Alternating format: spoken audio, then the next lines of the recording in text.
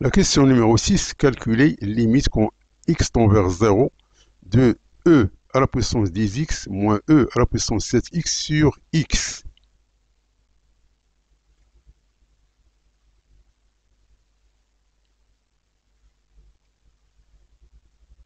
Donc on a cette limite ici. Donc on va mettre e à la puissance 7x en facteur. Il reste e à la puissance 3x moins 1 sur x. Donc, puisque c'est un produit, donc est égal à la limite du premier terme qui multiplie la limite de la second terme. Donc ça, tout simplement, on va remplacer x par 0, donc ça nous donne 1 ici. Ici, il faut mettre un 3 ici et multiplier par 3 ici. Donc on a 3, ça c'est 3.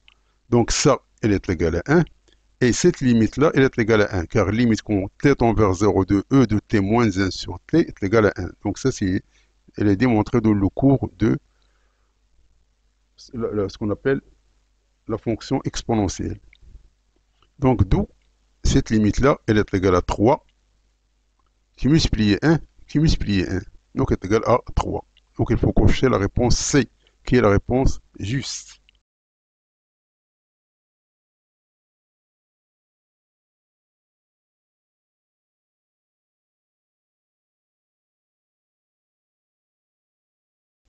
Donc, question numéro 7, limite quand x tend vers 0 plus de 1 plus sinus carré de 1 sur x, le tout qui multiplie ln de x.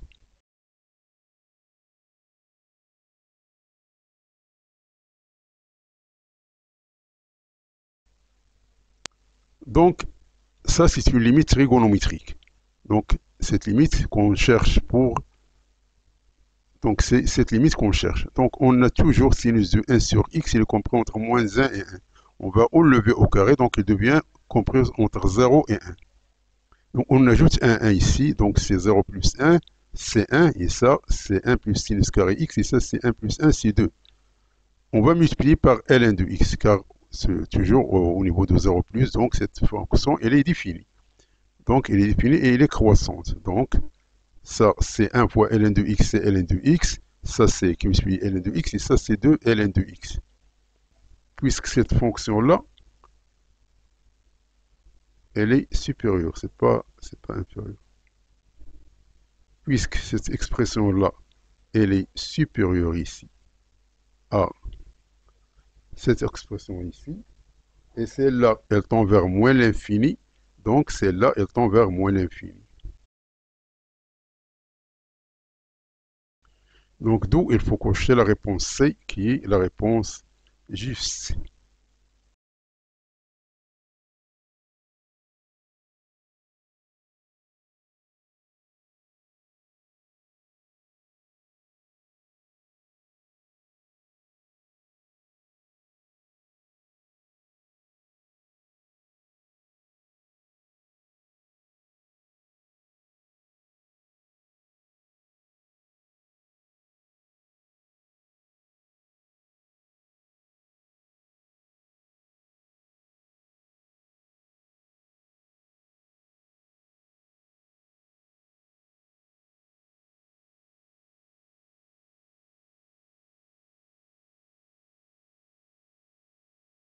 La question numéro 8, quelle est la valeur de l'intégrale allant de 0 jusqu'à 1 de l'exponentielle de x sur 10 moins 3 l'exponentielle de x, le tout au carré d de x.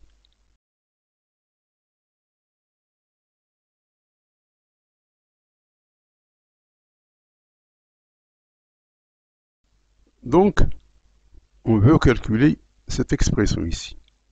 Donc, on va poser 10 moins 3, l'exponentielle de x est égal à u. Donc d de u, ce n'est rien d'autre que moins 3, l'exponentielle de x, d de x. C'est-à-dire que ex fois d de x, elle est égale à d de u sur moins 3. Donc, maintenant, on change les bornes ici. Si x égale à 0, alors u est égal à 10 moins 3. L'exponentielle de 0, c'est 1. Donc 10 moins 3, c'est 7. Si x est égal à 1, alors u est égal à 10 moins 3 e à la puissance 1. Donc c'est-à-dire moins 3e. Donc on va changer la variable. Cette écriture ici, ça devient, on va la remplacer ici, on va la remplacer cette expression-là par moins 1 tiers. Ça, ce sont les bornes. Ça, c'est d de u sur u au carré. Donc, ceci, elle est égale à, donc, différentiel de, donc d de u sur u au carré, c'est moins 1 sur u. Moins 1 avec le moins, c'est 1 sur u. Entre 0 et 1. Entre 0, donc ça c'est entre 0, donc ça c'est entre 7 et 10, moins 3 e. Donc, on va la remplacer ici. On trouve cette expression ici. Donc, la réponse juste, c'est la réponse A.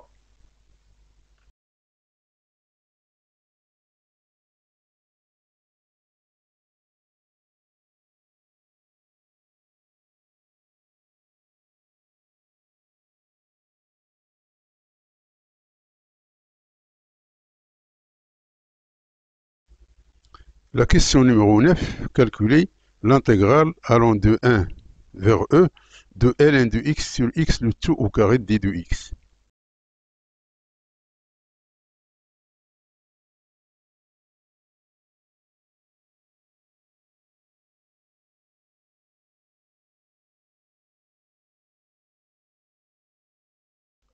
Donc, on a cette intégrale ici. Donc, ceci est égal à ln carré de x sur 1 sur x au carré. Donc, on va procéder par ce qu'on appelle l'intégration par partie. C'est-à-dire que u d de v entre 1 et e, elle est égale à u v entre 1 et e moins ce qui était u devient d de u. Ce qui était dv devient v entre 1 et e. Donc, voici le u. D de u, c'est cette expression ici. C'est la dérivée. Si on a d de v est égal à x carré, alors v est égal à moins 1 sur x. Donc, cette intégrale ici, donc on va prendre u, v entre 1 et e.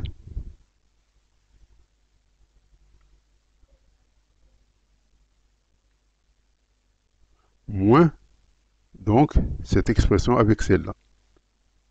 Donc, celle-là.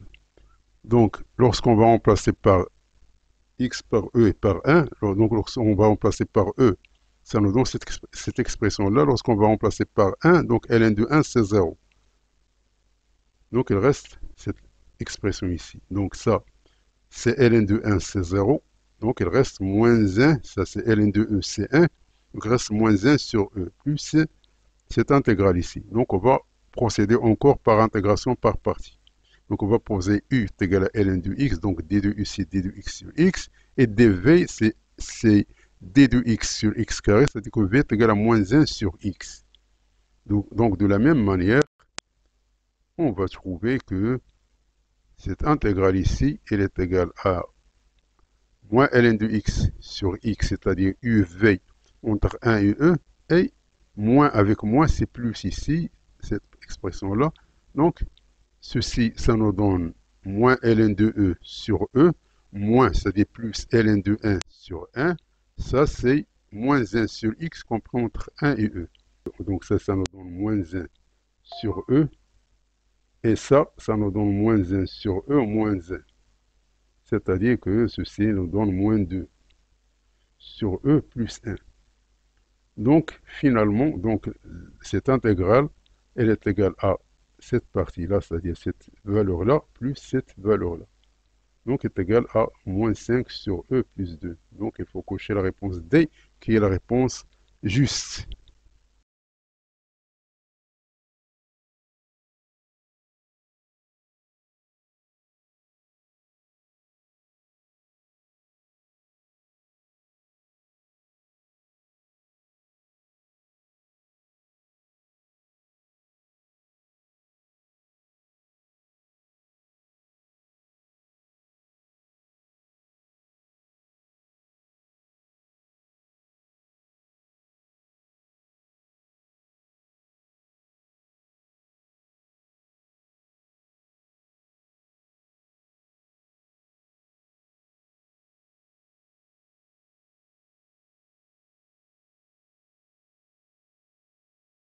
La question numéro 10, quelle est la valeur de l'intégrale allant de 0 jusqu'à 1 de d de x sur x carré plus 3x plus 2?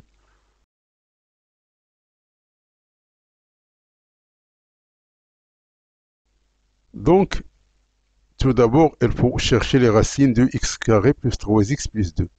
Donc, on a x carré plus 3x plus 2, que ce soit en passant par delta, ou bien tout simplement, on voit que ceci, lorsque x est égal à moins 1, lorsque x est égal à moins 1, ce terme il est égal à 0, c'est-à-dire que moins 1 c'est une racine. Une fois, donc ça c'est x moins moins 1, c'est x plus 1, donc si on a x plus 1, automatiquement ici on a x plus 2, car tout simplement 1 fois 2 est égal à 2.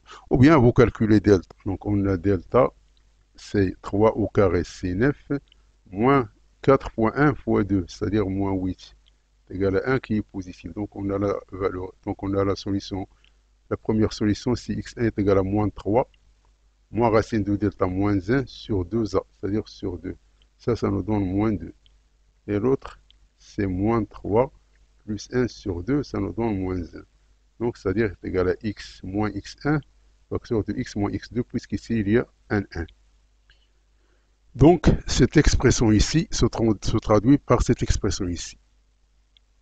Donc, ça, pour calculer ces termes-là, tout simplement, on met 1 sur x plus 1 facteur de x plus 2, elle est égale à a sur x plus 1 plus 1b sur x plus 2.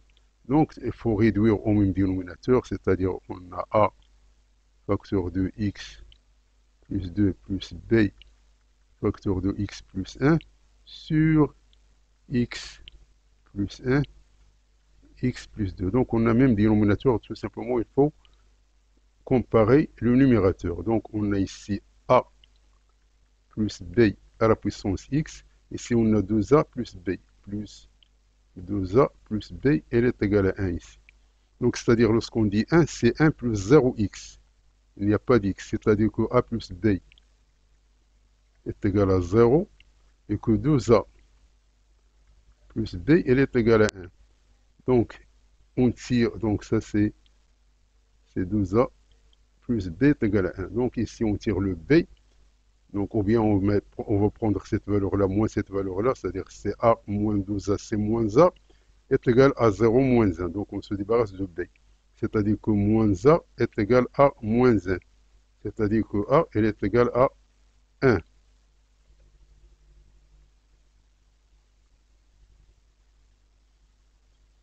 Et l'autre côté, donc, c'est-à-dire si a égale à 1, alors b est égal à moins 1. Et si on remplace ici, ça nous donne moins, ça nous donne 1, c'est-à-dire 2 fois 1, c'est 2, moins 1, c'est 1. Donc, ici, c'est 1, a égale à 1 et b est égal à moins 1. Donc, on a cette expression ici. Donc, ça, c'est facile. Donc, ça, c'est un intégral qui est usuel. Donc, ça, c'est ln entre 0 et 1. Ça, c'est ln entre 0 et 1. Donc, ça nous donne 1 plus 1, c'est 2. 0 plus 1, c'est 1. 1 plus 2, c'est 3. Et 0 plus 2, c'est 2. Donc, on simplifie. Il reste 2 ln de 2 moins ln de 3, car ln de 1 égale à 0. Donc, ceci, ln de 2, c'est ln de 4, c'est-à-dire c'est ln de 2 au carré. ln de 2 au carré, c'est 4 moins ln de 3. Et ln de 4 moins ln de 3, c'est ln de 4 tiers. Donc, il faut cocher la réponse A, qui est la réponse juste.